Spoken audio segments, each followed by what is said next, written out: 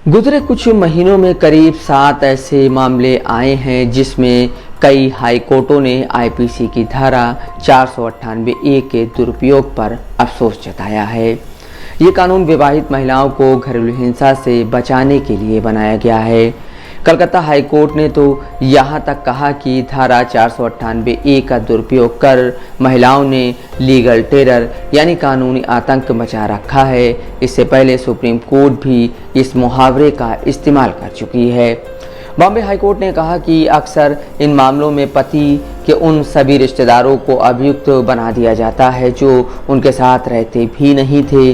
अदालत ने पति और उसके परिवार के सदस्यों के खिलाफ मामले को खारिज कर दिया। कई ऐसे मुकदमों में अदालतों ने इस बात को दर्ज किया कि आरोप सामान्य और बहुअर्थी और अस्पष्ट थे। कलकत्ता हाई कोर्ट में जो मामला आया उसमें कोर्ट ने कहा कि हिंसा हुई है। इस बात को सिद्ध करने के पक्ष में साक्ष्य नहीं मिले। उदाहरण के लिए पत्नी के इलाज की पर्ची पर चोट का कोई जिक्र नहीं था। उत्तर प्रदेश में एक मामला आया जिसमें पत्नी ने आरोप लगाया कि उसके सास ससुर ने 50 लाख रुपए दहेज की मांग की और जब वो इतना पैसा नहीं ला पाई तो उसके पति और सास ससुर ने उसके साथ मारपीट की और उसकी बिना सहमति से यौन संबंध बनाने की मांग की गई। हालांकि अदालत ने कहा कि यह मामला पति के परिवार के खिलाफ बदला लेने के लिए लाया गया है क्योंकि शारीरिक हिंसा और दहेज की मांग को लेकर पत्नी के बयान में विसंगतियां हैं। इसके अलावा सास ससुर इस दंपति के साथ बहुत कम समय के लिए रुके। कोर्ट ने सास ससुर के खिलाफ मामले को खारिज कर दिया। हालांकि पति के खिलाफ मामला जारी रहा। गुजरात में एक मामले में हाई कोर्ट ने कहा कि अभियुक्तों में से एक पत्नी की 86 साल की सास के खिलाफ कार्रवाई उन्हें परेशान करने जैसा है, ये कहते हुए कि उनके खिलाफ आरोप सामान्य प्रकृति के हैं और पति के खिलाफ मामला चल ही रहा है। अदालत ने सास के खिलाफ केस खारिज कर दिया। कोर्ट का यह भी कहना था कि घरेलू हिंसा के विवादों में यह कानून सामाजिक ताने बाने में अवरोध पैदा कर रहा है। इलाहाबाद हाईकोर्ट ने कहा कि शादी विवाह से जुड़े हर मामले दहेज से संबंधित उत्पीड़न के आरोपों के साथ बढ़ा चढ़ाकर पेश किए जा रहे हैं। कई जोड़े इसके बजाय लिव इन रिश्तों में रहना पसंद कर रहे हैं जो कि बिना किसी कानूनी बाध्यता के तनाव मुक्त साहचर्य है। अदालत की टिप्पणी में कहा गया कि अगर इसका दुरुपयोग ऐसे ही जारी रहा तो यह विवाह संस्था को बिल्कुल खत्म कर देगा। भारतीय दंड संहिता में धारा 498(a) को 1983 में शामिल किया गया जब पत्नी के खिलाफ क्रूरता और दहेज से जुड़ी कई मौतों के मामले सामने आए। इस कानून के मुताबिक अगर कोई पति या उसके रिश्तेदार पत्नी को उत्पीड़न का निशाना बनाते हैं तो उन्हें 3 साल की सज़ा हो सकती है। ये धारा संज्ञेय और गैर जमानती है, यानी इसमें जमानत नहीं मिलेगी और पुलिस बिना वारंट के भी व्यक्ति को गिरफ्तार कर सकती है। यह कानून सिर्फ दहेज से जुड़े मामलों में ही सुरक्षा प्रदान नहीं करता बल्कि क्रूरता से भी बचाव करता है। क्रूरता से मतलब है दहेज के लिए परेशान करना या कोई भी ऐसा बर्ताव करना जिससे महिला को मानसिक या शारीरिक क्षति पहुंची हो या इसकी वजह से आत्महत्या को मजबूर हुई हो। पिछले कई सालों में अदालतों ने इसके दुरुपयोग को रोकने के लिए कई निर्देश दिए हैं। साल 2008 में सुप्रीम कोर्ट ने कहा कि दाम्पत्य या पारिवारिक विवाद में कोई भी एफआईआर दर्ज करने से पहले पुलिस को प्राथमिक जांच पड़ताल करनी चाहिए। साल 2014 में धारा 498(a) के तहत गिरफ्तारी का एक मामला आया। सुप्रीम कोर्ट ने कहा कि पुलिस को एक व्यक्ति को खुद ब खुद नहीं गिरफ्तार करना चाहिए और उन्हें पहले उसे नोटिस भेजना चाहिए और उसके बाद मजिस्ट्रेट को उस व्यक्ति की गिरफ्तारी की मंजूरी देनी चाहिए। साल 2017 में सुप्रीम कोर्ट ने निर्देश जारी किया कि इन मामलों को देखने और सुलह समझौता कराने के लिए हर जिले में एक परिवार कल्याण कमेटी होनी चाहिए। इस कानून के दुरुपयोग को लेकर हाईकोर्ट की टिप्पणी का पुरुष अधिकार समूह ने समर्थन किया है। धारा 498(a) के दुरुपयोग को लेकर जो प्रमुख तर्क दिए जा रहे हैं वे हैं इन मामलों में सजा की बहुत कम दर का होना। उदाहरण के लिए राष्ट्रीय अपराध रिकॉर्ड ब्यूरो की 2021 की रिपोर्ट के मुताबिक सुनवाई के बाद 17% अभियुक्तों को ही सजा हुई। हत्याओं के मामलों में सजा की दर 42% थी। सजा की दर का हवाला देते हुए कई पुरुष अधिकार कार्यकर्ता दावा करते हैं कि 498(a) के तहत दायर अधिकांश मामले झूठे हैं। हालांकि कई वकीलों और फील्ड में शोध करने वाले शोधकर्ताओं का कहना है कि इस धारा का दुरुपयोग नहीं हो रहा है, बल्कि सज़ा की दर ज़मीनी हकीकत की एक गलत तस्वीर पेश करती है। दिल्ली की क्रिमिनल लॉयर अपर्णा भट्ट कहती हैं, दुरुपयोग की बात से मैं सहमत नहीं हूं। असल में धारा 498(a) के तहत मुकदमा काफ़ी मुश्किल है।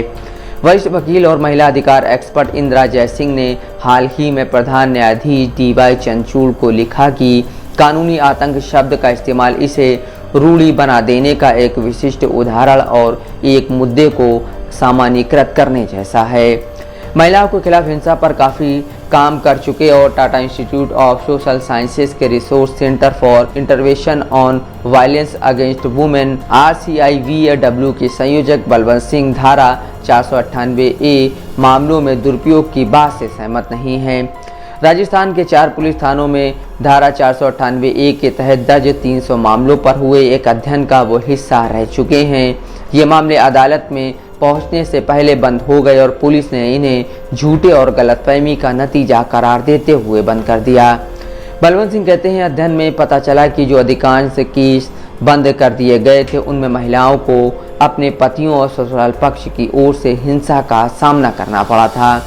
उनके मुताबिक 498(a) का बहुत दुरुपयोग हो रहा है। ऐसी धारणा सभी पक्षों के पितृसत्तात्मक सोच के कारण बनी। पुलिस इन मामलों को निजी विवाद की तरह मानती है जिन्हें सुलझाया जाना चाहिए।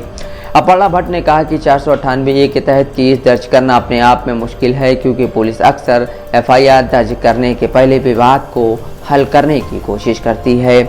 पहले की रिपोर्टों में भी ये बात सामने आई कि पुलिस FIR दर्ज करने से पहले सुलह की कोशिश करती है और दंपति को परिवार बचाने की सलाह देती है। कई मामलों में शारीरिक उत्पीड़न के स्पष्ट संकेत के बाद ही पुलिस शिकायत दर्ज करती है।